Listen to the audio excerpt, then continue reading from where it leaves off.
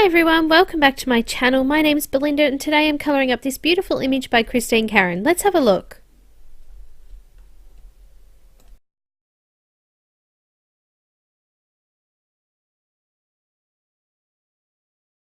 So guys, this is the beautiful, I think it's pronounced Calla Lily fairy from Karron's Greyscale Fairies colouring book. I've printed this one on some Nina Classic Crest Solar White smooth 80-pound paper, and I'm using Copic markers to colour this one in.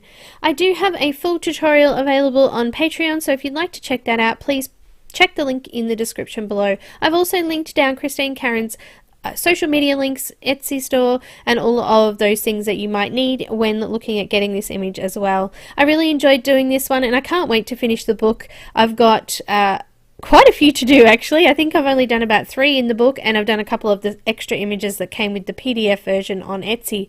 So if you'd like to check all of that out, check the links in the description below there. I hope you enjoy this speed colouring.